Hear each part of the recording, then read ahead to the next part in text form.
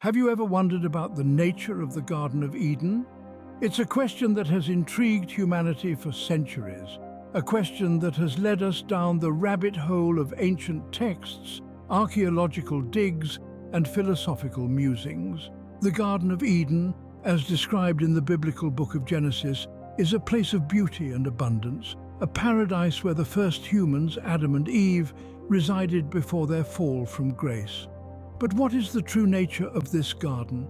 Is it a physical location, a metaphorical concept, or perhaps a lost memory of an ancient time? The Garden of Eden symbolizes different things to different people. For some, it is a literal place, a pristine paradise that once existed on earth. These individuals often embark on quests, searching for Eden's physical location based on descriptions in ancient texts. For others, the Garden of Eden is a metaphor for a state of purity and innocence, a representation of humanity before the advent of sin and corruption. Then there are those who view the Garden of Eden as a collective memory, a remnant of a time when humans lived in harmony with nature, a time before the advent of agriculture and civilization as we know it. This perspective imagines Eden as a symbol of our lost connection with the natural world and our primal past. Regardless of the interpretation, the Garden of Eden carries a profound significance in human culture and religion. It is a symbol of lost innocence, of a perfect world before the fall of man. It represents our deepest yearnings for peace, abundance, and harmony with nature. It is a testament to our enduring quest for understanding and meaning, our search for our origins and our place in the universe. But above all, the Garden of Eden remains a tantalizing mystery, an enigma that invites exploration and speculation. It challenges us to delve deeper into our past, question our assumptions, and ponder the mysteries of existence. As we journey through this video, we will attempt to unravel the enigma of the Garden of Eden. The story of the Garden of Eden is not singular but multiple. Each narration, each rendition, is a facet of this multifaceted gem of lore. In the Christian Bible, Eden is an earthly paradise, a haven of innocence and purity. But in the ancient Sumerian texts, it is a heavenly realm where gods reside. In the Islamic tradition, it is a celestial garden of delights, a reward for the righteous. The Jewish narrative speaks of Eden as both a physical location and a spiritual state of being, a blend of the tangible and intangible.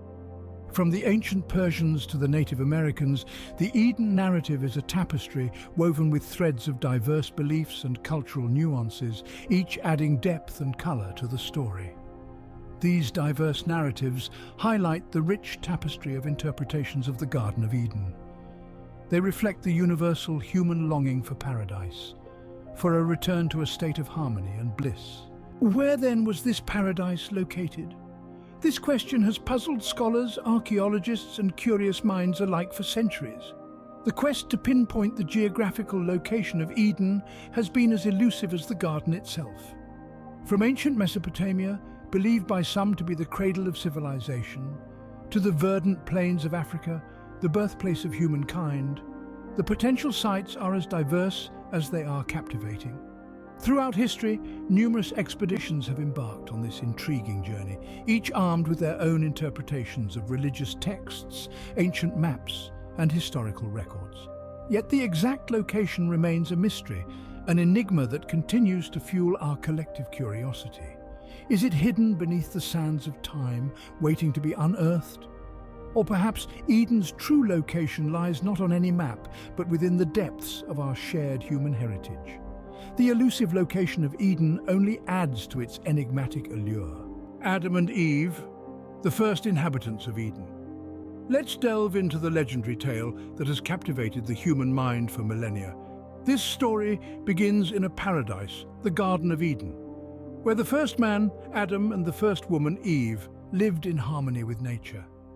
Their existence was one of peace and contentment, with every need catered for by the garden's abundance. However, this idyllic existence was not without restrictions.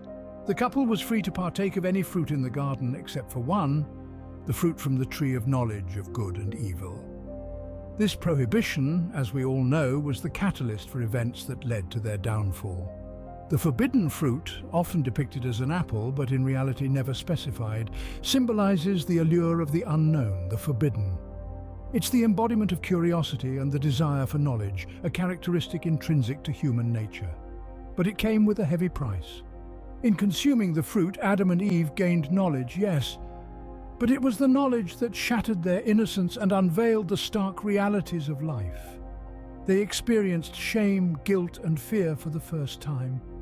It was a transformational moment, a loss of innocence that changed the course of human history.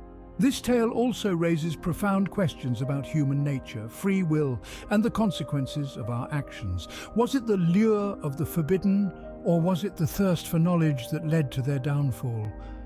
Or was it perhaps a necessary step for humanity to evolve, to step out of the blissful ignorance of Eden and face the realities of the world? Their expulsion marked the end of humanity's time in paradise, but not the end of Eden's story. The story of Adam and Eve is more than just a tale of origin. It's a narrative that continues to resonate with us, reminding us of our inherent curiosity, our capacity for choice, and the consequences that our decisions can bring. The serpent, a symbol of temptation and deceit. These words resonate throughout the Eden narrative, casting a long shadow over the paradise lost. The serpent's role is a pivotal one. It's the catalyst that sets the story in motion, the whispering voice that stirs the seeds of doubt in the minds of Adam and Eve. The serpent is more than just a character in the narrative. It's a symbol, a metaphor that resonates across cultures and time. In many societies, the serpent represents wisdom, transformation, and even the cycle of life and death. Yet in the Eden narrative, it's a symbol of temptation and deceit, embodying the lure of forbidden knowledge. The serpent's role underscores the themes of temptation, loss, and the consequences of choice. It's a stark reminder that even in paradise, the seeds of downfall can take root. The serpent's role in Eden's narrative underscores the themes of temptation and loss, expulsion, the fall from grace. As we delve into the tale of Adam and Eve's ejection from Eden, we uncover a pivotal moment in human narrative. This expulsion was not a mere eviction from a lush garden, but a symbolic fall from a state of innocence into a world of hardship and struggle. The Eden narrative tells us that Adam and Eve, intoxicated by the temptation of knowledge, defied divine command and tasted the forbidden fruit. Their punishment was swift and severe, expulsion from paradise, forever barred from the blissful harmony of Eden. This episode is more than a religious parable. It echoes in our collective psyche as the moment when humanity transitioned from a state of naive innocence to one of conscious awareness.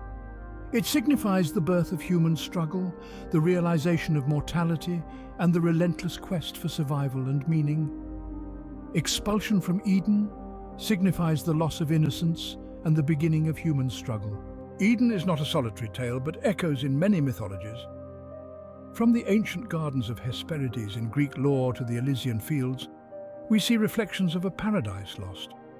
In Norse mythology, there's the eternal green realm of Alfheim, home to the light elves, often associated with an Eden-like state.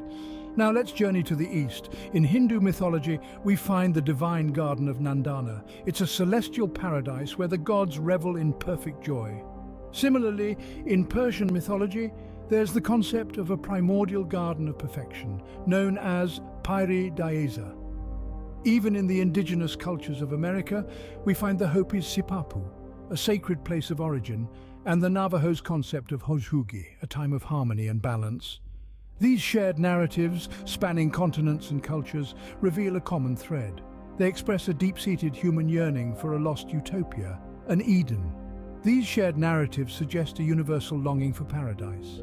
What does paradise truly mean? In the grand tapestry of human history, the concept of paradise has been woven with countless threads. It's a term that evokes images of lush gardens, tranquil rivers, and blissful serenity. But where did this idea come from? The word paradise itself hails from the ancient Persian Paradaiza, meaning walled garden. It was borrowed by the Greeks as paradisos and eventually made its way into English.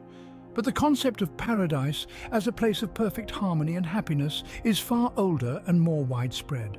From the Elysian fields of the Greeks to the Pure Lands of Buddhism, almost every culture has its version of paradise. Often it is seen as a reward for virtuous living or a state of eternal bliss in the afterlife. But the concept of paradise is not confined to the realms of the spiritual or the metaphysical. In many interpretations, paradise is also a place on earth. It's a utopia where peace, prosperity and justice reign supreme. The concept of paradise, in this sense, has inspired countless explorers, revolutionaries and dreamers in their quests for a better world. But as the world changed, so did our concept of paradise. The Industrial Revolution, with its smoke-filled skies and crowded cities, made us yearn for the untouched wilderness. The advent of technology, with its promise of endless possibilities, made us dream of a future where machines fulfill our every need. Yet, in our pursuit of paradise, we often forget that it's not just about the destination, but also the journey. It's about harmony, balance, and the simple joy of being. It's about cherishing the here and now instead of yearning for a distant utopia. Paradise, then, is not a place you can pinpoint on a map. It's not a time in the past or the future. It's a state of being where we are at peace with ourselves and the world around us. It's a state of mind where we feel complete, content and connected. Paradise, it seems, is more a state of mind than a place. Eden, a symbol of our forgotten connection with nature. One interpretation of the Eden narrative suggests exactly that. It paints a picture of a time when humans existed in harmony with the natural world, a time before the complexities of technology and civilization. The Garden of Eden can be seen as an embodiment of an ideal ecological balance where humans were not exploiters but stewards of the earth. This interpretation resonates with many as it reflects a deep-seated longing for a simpler, more sustainable existence. It's a poignant reminder of what we've lost in our pursuit of progress. The expulsion from Eden can be viewed as the moment when we severed our intimate bond with nature, trading the garden for the city, the forest for the factory.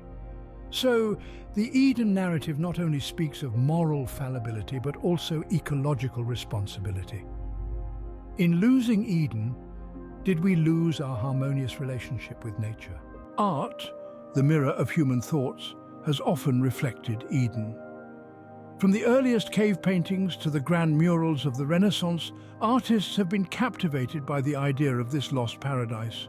Whether depicted as a lush, verdant oasis or an idyllic pastoral landscape, the Eden narrative has found expression in countless artistic forms. In the medieval era, Eden was often represented as a walled garden, a symbol of innocence and purity. Later, during the Romantic period, artists began to portray Eden as a wild, untamed wilderness, reflecting a yearning for a simpler, more natural existence. In contemporary art, Eden can be seen in abstract forms, symbolizing not just a physical place, but also a state of mind, a perfect harmony that exists beyond the reach of human corruption. Thus, art provides us with a visual language to explore and express our deepest longings for paradise. Artistic interpretations of Eden continue to fascinate us, reflecting our endless fascination with paradise. Could Eden reside within us? Let's delve into the concept of the inner Eden, a state of inner peace and contentment. This notion suggests that paradise isn't necessarily a physical location, but a state of being, a tranquility that we can cultivate within ourselves. Consider for a moment the idea that Eden is not a lost garden, but a metaphor for a state of innocence and harmony within us. This is the inner Eden, a place of peace, contentment, and unity with nature that exists within each and every one of us. The inner Eden is not about perfection or eternal happiness. It's about balance, acceptance, and understanding. It's about recognizing our flaws and strengths, our passions and fears, and accepting them as integral parts of who we are. It's about being at peace with ourselves, with others, and with the world around us. This concept of the inner Eden encourages us to look inward, to explore our thoughts, feelings, and beliefs, and to strive for balance and harmony in our lives. It invites us to cultivate our own inner garden, to nurture the seeds of peace, compassion, and understanding within us. It suggests that Eden is not something we lost, but but something we can rediscover within ourselves. It's not a paradise that was taken from us, but a state of being we can reclaim. The inner Eden is not a distant memory of a lost paradise, but a potential future we can strive for. It's a reminder that the quest for Eden need not be a search for a lost garden, but a journey of self-discovery and personal growth. It's about finding peace within ourselves, and in doing so, creating our own personal Eden. The inner Eden is about realizing that paradise is not a place, but a state of mind. It's about understanding that the true Eden is not something that can be found on a map, but something that can be cultivated in our hearts and minds. So as we continue our exploration of the mystery of Eden, let's keep this thought in mind. Perhaps the true Eden is not a place, but a state of being we can cultivate within ourselves. Are we, as a species, still yearning for Eden? This question leads us into the heart of humanity's quest. The search for paradise, for that idyllic Eden, is as old as our collective memory. It's a longing that has traversed ages, cultures, and civilizations. This quest, however, is not merely a pursuit of a physical location.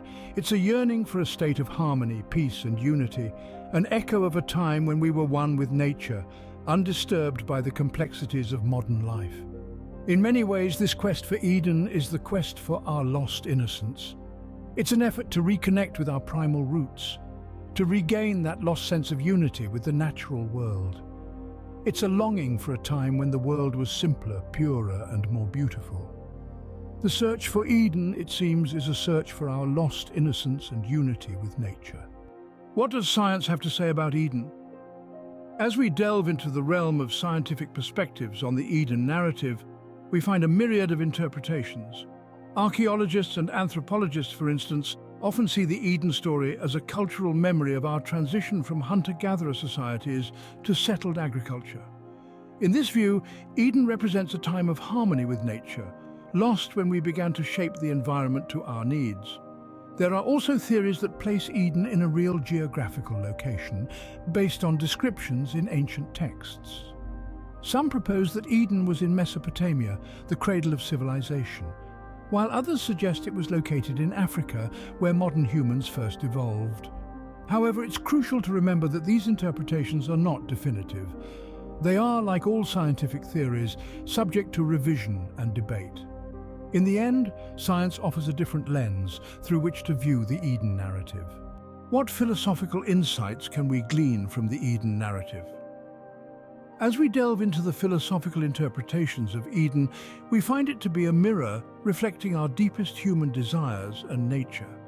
The Garden of Eden, in many ways, represents an ideal state of existence, a utopia, if you will. This utopia is not merely a place of physical comfort and abundance, but also of spiritual and moral innocence. However, the story of Eden also tells us of the human tendency towards curiosity and disobedience, which led to the fall from this idyllic state. This narrative prompts us to question the nature of perfection, the inevitability of human fallibility, and the eternal human quest for a lost paradise.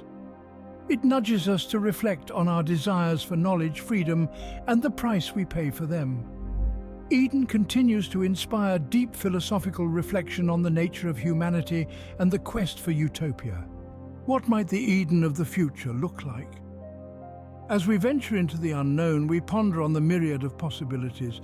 This future Eden might not be a tangible garden, but a metaphorical one, a state of harmony and balance, reflecting our deep-seated hope for a more sustainable and equitable world. In this envisioned paradise, technology and nature coexist, not as adversaries but as allies. Here, our scientific triumphs are harnessed to safeguard, not exploit, our natural world. A world where the fruits of progress benefit not just the few, but the many. Yet our future Eden also casts a shadow, a reflection of our fears. The risk of losing touch with our natural roots, of technology overpowering human connection, and of progress leading to inequality. As we dream of these future Edens, we are not just imagining far-off landscapes, we are exploring our hopes, confronting our fears, and shaping our collective future. As we envision future Edens, we continue to grapple with the enduring mystery of this ancient paradise.